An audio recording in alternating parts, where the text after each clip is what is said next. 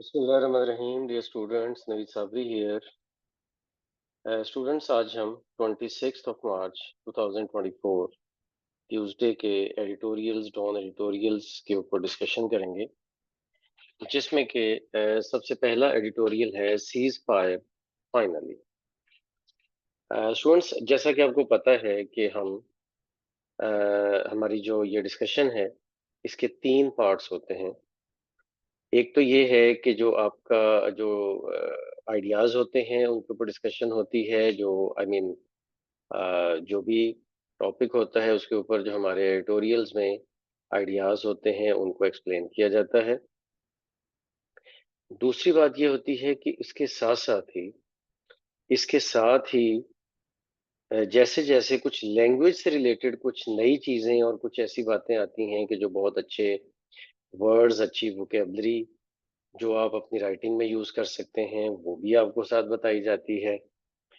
और कोई unique words आ जाते हैं, कोई डिफरेंट टाइप के वर्ड्स आ जाते हैं, वो भी आपको बताए जाते हैं।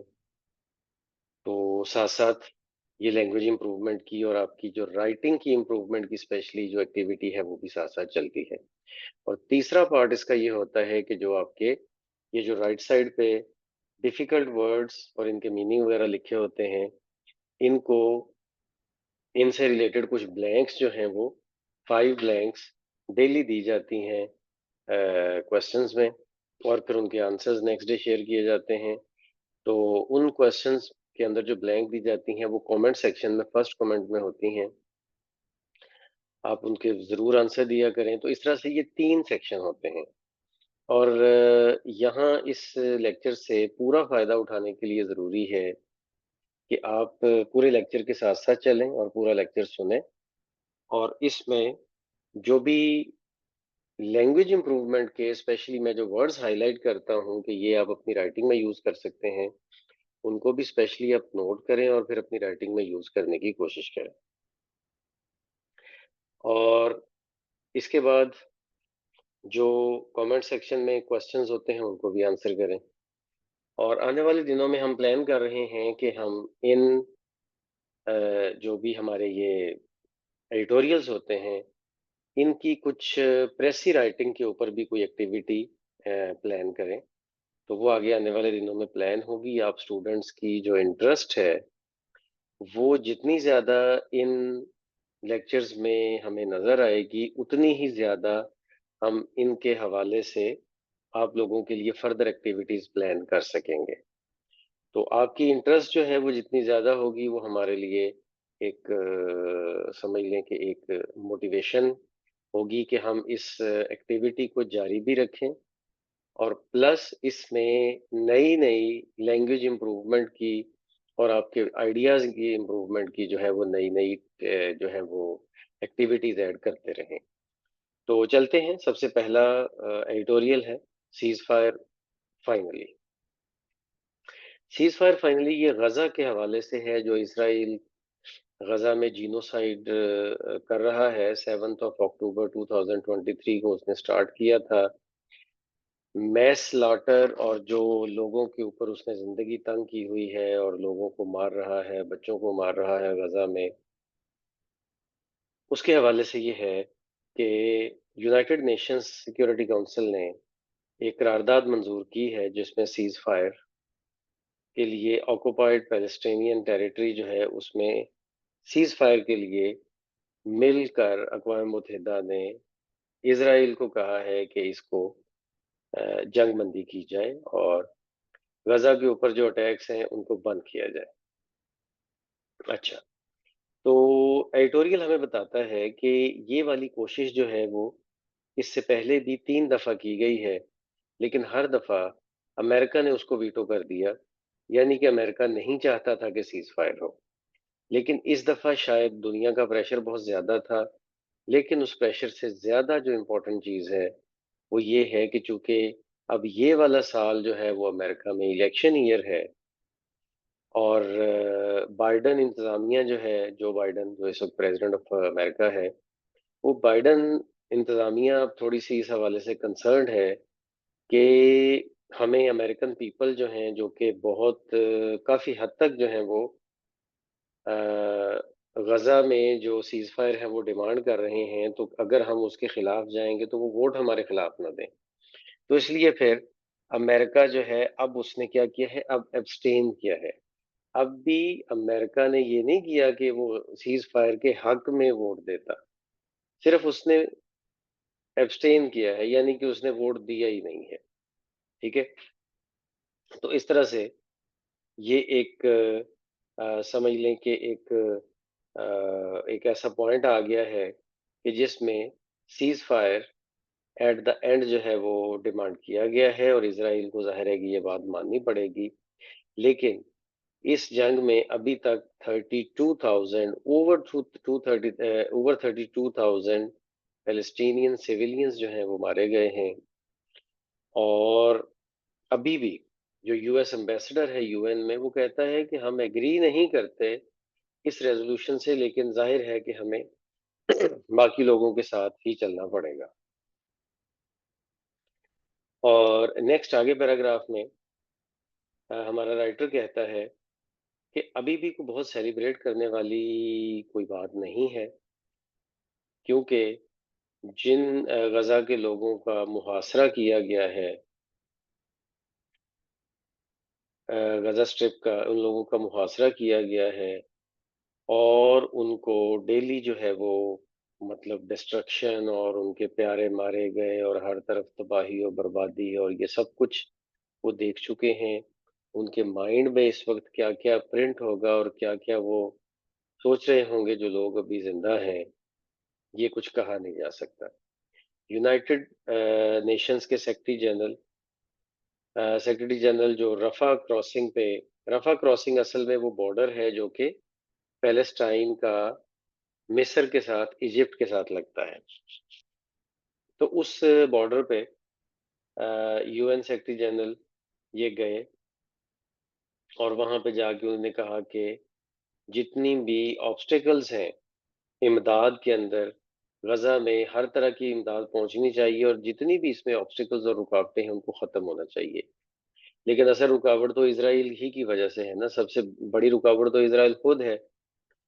ठीक है, तो अब बहरहाल ये है कि फूड, वाटर, मेडिकल एड, ये सब चीज जो है वो उन लाखों पैलेस्टीनियंस तक पहुंचनी चाहिए कि जो इस वक्त वहां खुले आसमान के तले बैठे हैं और फिर वहाँ कहत का भी डर है कि वहाँ पे कहत ही ना आ जाए कि फैमिन हो जाए और लोग जो है वो भूख के हाथों मरना शुरू हो जाए। ठीक है, और ये भी चीज़ जो है वो इस चीज़ का ख्याल होना चाहिए। और डब्ल्यू एच ओ जो है वो ये कह रहा है, वर्ल्ड हेल्थ ऑर्गेनाइजेशन जो यूएन के अंडर चलती है, वो ये कह रहा है कि वो इदारा कह रहा है कि बहुत सारे बच्चे तो मारे गए लेकिन बहुत सारे ऐसे बच्चे हैं जो कि अब मरने के करीब हैं, क्योंकि उन्हें प्रॉपर केयर नहीं मिल रही। ठीक है, थाउजेंड्स ऑफ चिल्ड्रन, हजारों बच्चे ऐसे हैं जो ऑर्फन हो चुके हैं, जो यतीम हो चुके हैं। उनकी मेडिकल और साइकोलॉजिकल अटेंशन उनको मिलनी चाहिए, जिससे वो उस ट्रॉमा से बाहर निकल सकें और वो अपनी आगे आने वाली जिंदगी को एक नए तरीके से देख सकें। अब ये अब ये इंटरनेशनल कम्युनिटी की जिम्मेदारी है कि इंटरनेशनल कम्युनिटी उनके साथ क्या करती है और कैसे इस ट्रॉमा से उन्हें बाहर निकालती है। लेकिन कहते हैं कि इस सारे के बावजूद, apart from extending prompt humanitarian assistance in Gaza's population, all sides must work towards more permanent cessation of violence। ये बड़ी इंपॉर्टेंट लाइन है कि सिर्फ गजा में जो लोग मौजूद हैं उनको इमदाद देने के साथ साथ जो इंसानी इमदाद है फौरन फौरन पहुंचाई जाए, ये तो काम करना ही करना है। लेकिन उसके अलावा सब लोगों को, सब कंट्रीज को, सब ऑर्गेनाइजेशंस को ये चाहिए कि वो जो वायलेंस हो रहा है, परमानेंट वायलेंस है और जो इसराइल ने इतने महीनों से जारी किया हुआ है, वो मुकम्मल तौर पर बंद हो।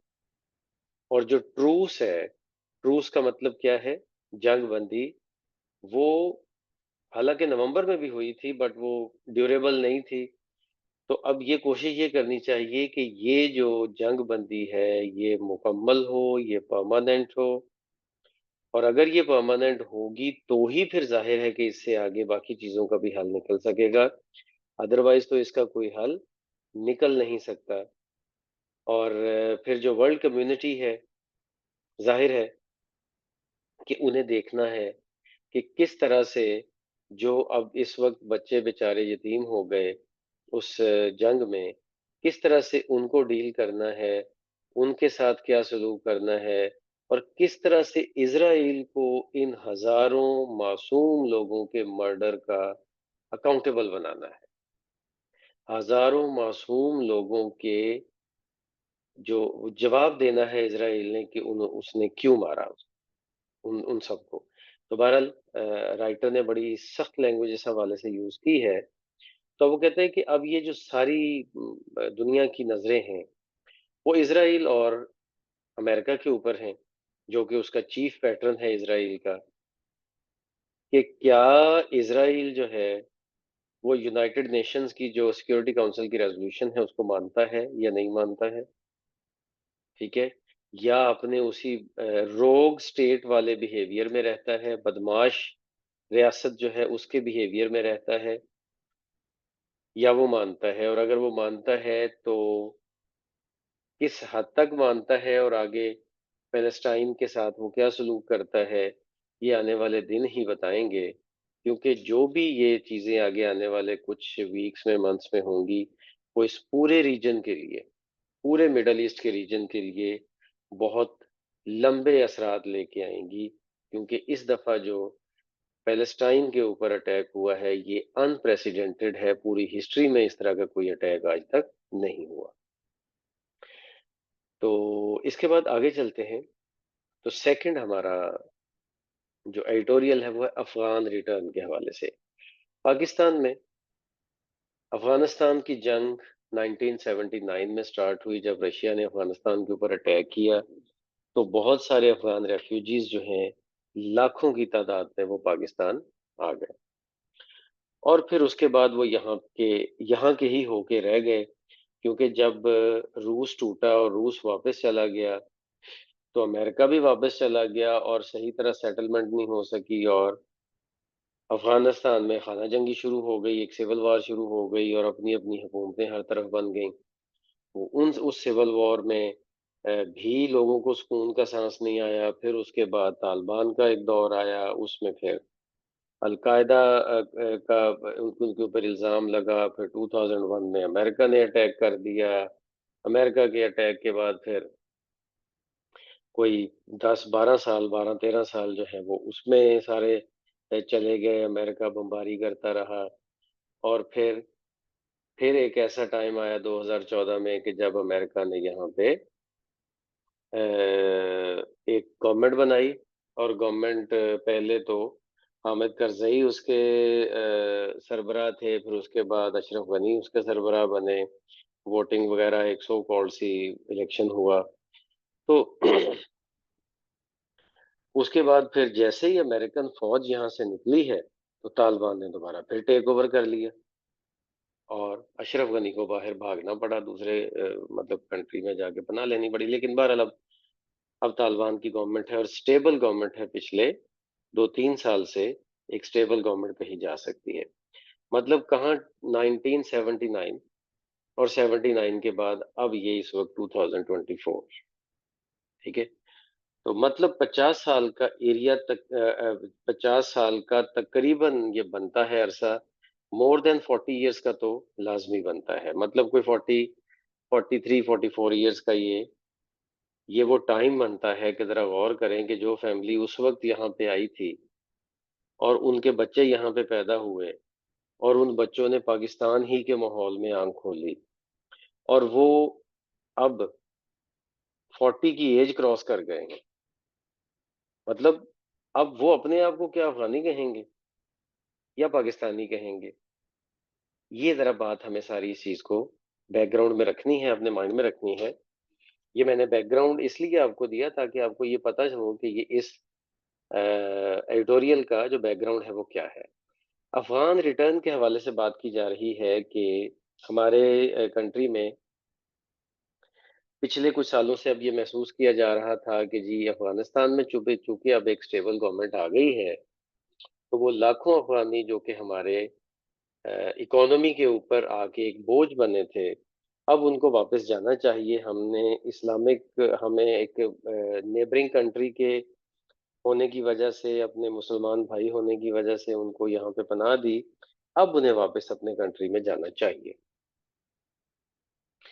तो उसके लिए एक एफर्ट पिछले साल नवंबर में की गई और उस एफर्ट में काफ़ी लोगों को भेजा गया। अभी कोई पक्की तादाद, कोई कंफर्म तादाद गवर्नमेंट की तरफ से सामने नहीं आई, लेकिन कहा यह जाता है कि अराउंड 500,000 यानी कि 5 लाख लोग तकरीबन उस वक़्त वापस भेजे गए। और अब ये सेकंड फेज़ है, जो हमारी गवर्नमेंट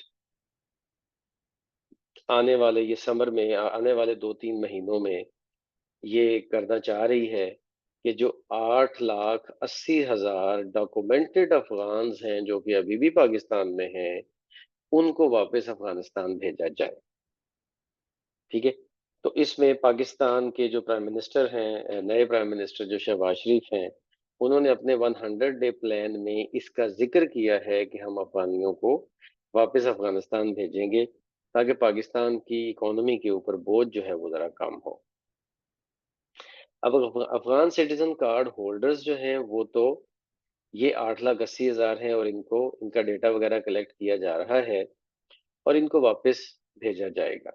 और इसके हवाले से जो सारी प्रिपरेटरी काम है वो इस वक्त जारी है। और न्यूज़पेपर कहता है कि ये काम जो है ये बड़े ऑर्डरली और तरतीब वाले तरीके से और इंसानी तरीके से और बड़े वेल मैनर्ड तरीके से होना चाहिए। हमने इतनी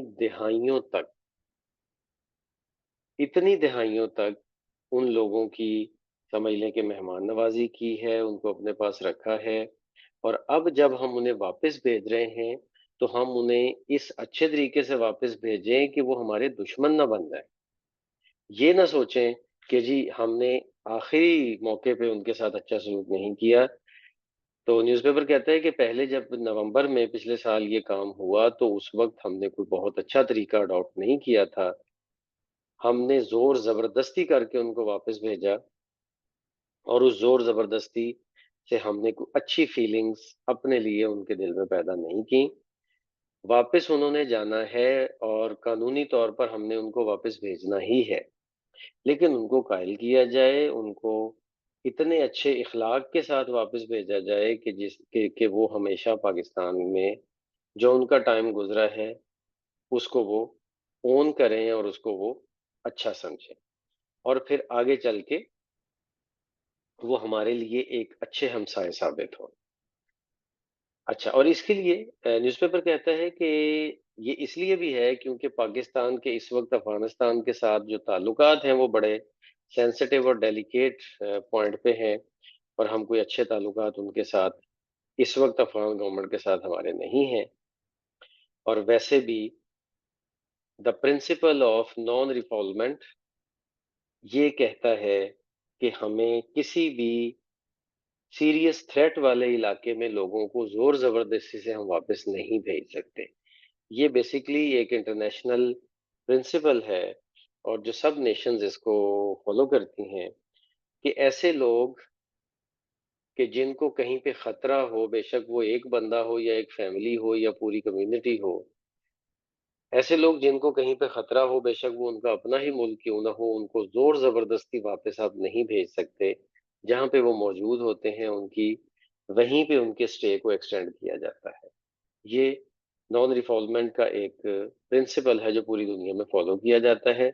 वो कहता है जी हमें भी मजबूरन है या जैसे भी है, हमें इसको फॉलो करना है, ये हमारी मजबूरी है क्योंकि इंटरनेशनल लेवल पे इसको फॉलो किया जाता है। और वैसे भी ह्यूमैनिटेरियन साइड पे देखें तो भी हमें इसको फॉलो करना चाहिए। और अगर हम इससे आगे चलते हैं तो कहते हैं कि अब जरूरत इस चीज की है कि हम उन्हें इज्जत से वापस भेजें और उनकी मर्जी से वापस भेजें और उनकी इज्जत नफ्स को मजरूह ना करें और इस चीज को रश ना करें, इस चीज को बहुत जोर जबरदस्ती और जल्दी जल्दी करने वाला काम ना करें। क्योंकि ये फिर जो है वो हमारे लिए जो है वो समझ लें कि एक फ्यूचर में एक फर्दर थ्रेट जो है वो हम अपने लिए पैदा कर रहे होंगे। और ये दोनों तरफ बॉर्डर के मतलब हम ज़बरदस्ती इधर से भेजेंगे तो वो हमारे लिए इल फीलिंग रखेंगे, और जिनके पास अफ़गानिस्तान की गवर्नमेंट के पास वो जाएँगे तो वहाँ उनके लिए प्लानिंग करना मुश्किल हो जाएगा। तो चाहिए ये कि दोनों गवर्नमेंट्स को मिलके एक इकट्ठा प्लान बनाना चाहिए और उस प्लान के मुताबिक इन लोगों को वहाँ वापस भेजना चाहिए, ताकि दोनों दोनों साइड्स जो हैं वो डिस्टेबलाइज़ होने से बच जाएँ। अदरवाइज़ दोनों साइड्स यानी कि अफ़गानिस्तान भी और पाकिस्तान भी दोनों ही डिस्टेबलाइज़ होंगे, और जिसका अल्टीमेटली नुकसान जो अफ़गानिस्तान को होना है वो तो होना है, लेकिन पाकिस्तान को जो होना है उसकी तो हमें फ़िक्र होनी चाहिए ना। तो इसलिए फिर इंटरनेशनल लॉ के मुताबिक, ह्यूमन राइट्स के मुताबिक एक कोलैबोरेटिव अप्रोच होनी चाहिए, और कोलैबोरेटिव अप्रोच का मतलब मैंने अभी आपको बता दिया कि दोनों गवर्नमेंट्स मिलके इस पे काम करें, ताकि ये बड़ी इज्जत से और तरीके से वो लोग वापस जाएं, और हमें जो है वो सिक्योरिटी कंसर्न्स भी बाद में फेस ना करने पड़े। अब हम चलते हैं थर्ड वाले एडिटोरियल पे, वो है planes and plans. Planes and plans PI के हवाले से ये एक एडिटोरियल लिखा गया है, जिसमें पीआईए की प्राइवेटाइजेशन जो गवर्नमेंट इस वक्त करने जा रही है उसके हवाले से बात है। अ, बस इसमें कोई लंबी चौड़ी बातें नहीं है, बस एक ही आइडिया है कि गवर्नमेंट जो है वो आगे आने वाले दिनों में पीआईए की प्राइवेटाइजेशन करने जा रही है, क्योंकि पीआईए कई सालों से इंटरनल मिसमैनेजमेंट का शिकार है, पुअर इन फ्लाइट एक्सपीरियंस का शिकार है, लोगों को अच्छी सर्विसेज नहीं दे पा रहा, इंटरनल उनके मैनेजमेंट के बहुत सारे इश्यूज हैं, बहुत ज्यादा बिलियंस ऑफ रुपीस के लॉसेस हैं जो कि पाकिस्तानी गवर्नमेंट को एट द एंड बर्दाश्त करने पड़ते हैं। तो इसके लिए हमारे जो फॉरेन मिनिस्टर हैं और एविएशन के जो मिनिस्टर हैं, दोनों ये चीज़ कंफर्म कर रहे हैं कि वो जो पाबंदी हमारे ऊपर यूरोपियन फ्लाइट्स की और ब्रिटिश फ्लाइट्स की लगी थी वो अब जल्दी ही ख़त्म हो जाएगी, और हमारे जो फ्लाइट ऑपरेशंस हैं वो ब्रिटेन में और यूरोप में जाने शुरू हो जाएंगे, जिसकी वजह से पीआईए की वर्थ ज़रा बढ़ेगी, और वो पीआईए की वर्थ बढ़ने की वजह से पीआईए की वर्थ बढ़ने की वजह से हमारा जो पीआईए का जो इंटरेस्टेड पार्टीज हैं वो जरा ज्यादा बेहतर वे में हम इसकी कीमत लगा सकेंगी, और पाकिस्तानी गवर्नमेंट को इसकी अच्छी कीमत मिल सकेगी। तो साथ हिस्ट्री थोड़ी सी बताई गई है कि जो PK-8303 का 2020 में जो कराची का हादसा हुआ था, जिसमें कि एयरपोर्ट के करीब ही आबादी के ऊपर वो जहाज गिर गया था और उसमें तकरीबन सारे मुसाफिर मारे गए थे। कोई एक दो चंद एक ही बचे थे जो कि जख्मी थे, बाकी ज्यादातर जो है वो उसमें शहीद हो गए थे। और कुछ जो इलाके के लोग हैं जहां जाके गिरा था उसमें से भी कुछ कैजुअलिटीज रिपोर्ट हुई थी।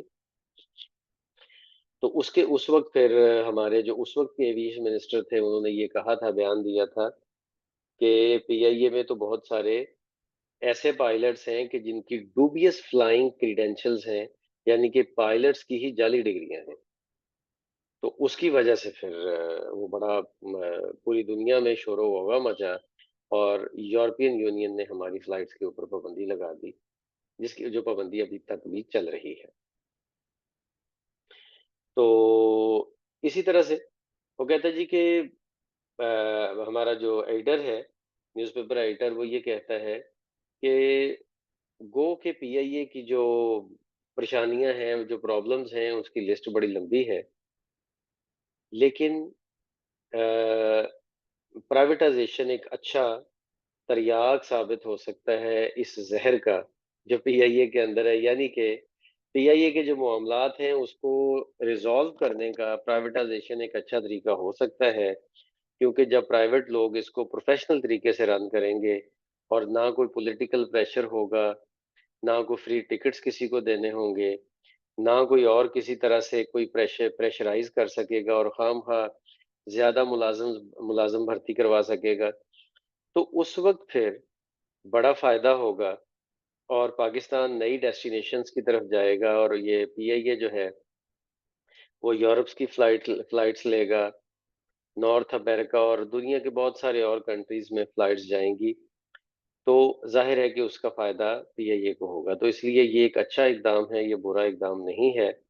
आजकल क्या होता है कि जो भी यूरोप की तरफ जो फ्लाइट्स जाती हैं, वो कनेक्टिंग फ्लाइट्स होती हैं। पहले ट्रांज़िट वहाँ पे उनको करना पड़ता है। पहले गल्फ़ कंट्री में जाके स्पेशली दुबई वग़ैरह में और फिर बाद में जाके वो आगे जाती हैं और वो पीआईए एंटर उधर नहीं हो सकते। अच्छा, फिर साथ ही वो कहता है कि जो इससे फ़ायदा ये होगा कि सेफ्टी लोगों को मिलेगी, टाइमली डिपार्चर और अराइवल फ्लाइट्स के होंगे और इन फ्लाइट एक्सपीरियंस जो है वो कंफर्टेबल होगा और पीआईए वापस अपनी जो खोई हुई एक शोहरत है और एक अच्छा उसका माज़ी है, उसको वो वापस हासिल कर सकेगा। तो यहीं पे आज का हमारा ये डिस्कशन कंप्लीट होती है। आप लोगों को लाज़मी जो ब्लैंक्स के क्वेश्चंस मैं फर्स्ट कमेंट में दूँगा, उनको लाज़मी आपको सॉल्व करना चाहिए और डेली किया करें स्टूडेंट्स, इससे आपका बहुत बड़ा फ़ायदा होगा और इंशाल्लाह आपकी रीडिंग और राइटिंग दोनों बहुत अच्छी हो जाएँगी और फिर करंट अफ़ेयर्स का जो नॉलेज आपको मिलता है, वो तो इन सबसे ज़्यादा इम्पोर्टेंट चीज़ है। थैंक यू, अल्लाह हाफ़िज़, सी यू टुमारो।